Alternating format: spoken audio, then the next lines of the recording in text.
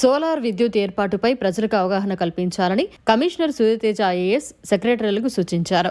కేంద్ర ప్రభుత్వం ప్రతిష్టాత్మకంగా రూపొందించిన సూర్యఘర్ బిజిలీ పథకంపై ప్రజలకు అవగాహన కల్పించి అతి తక్కువ ఖర్చుతో సోలార్ విద్యుత్ను ఏర్పాటు చేసుకునేలా చర్యలు తీసుకోవాలని కమిషనర్ వార్డు సచివాలయ ఎనర్జీ సెక్రటరీలకు సూచించారు.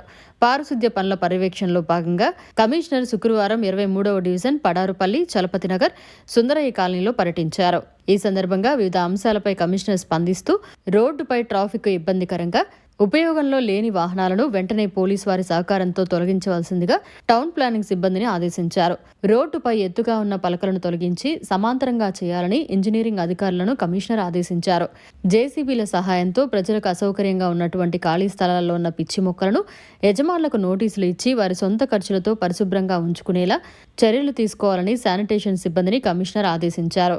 డివిజన్ పరిధిలో పాడైన డస్ట్బిన్లను తొలగించి వాటి స్థానంలో కొత్త డస్ట్బిన్లు ఏర్పాటు చేయవలసిందిగా అధికారులను ఆదేశించారు. ఈ కార్యక్రమంలో స్థానిక డివిజన్ కార్పొరేటర్ శ్రీనివాసులరెడ్డి, ప్రజాప్రతినిధులు, సూపరింటెండెంట్ ఇంజనీర్ రామ్మోహన్ రావు, ఆరోగ్య శాఖ అధికారి doctor Chaitanya, deputy commissioner చెన్నుడు, executive engineering Seshagiri Rao తదితరులు పాల్గొన్నారు.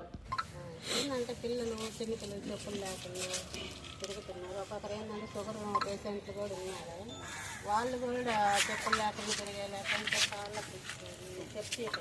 క్లీన్ చేసి వాష్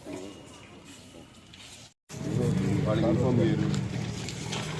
అలాగే అన్ని ప్లాట్లు ఇంత ఉంటాయి. ప్రతి ప్లాట్ నీట్ ప్లే గ్రౌండ్ లాగా ఉంటుంది. ప్రతి ఖాళీ ప్లాట్ ప్లే గ్రౌండ్ లాగా ఉంటుంది. వాళ్ళే చేయించుకోవాలి.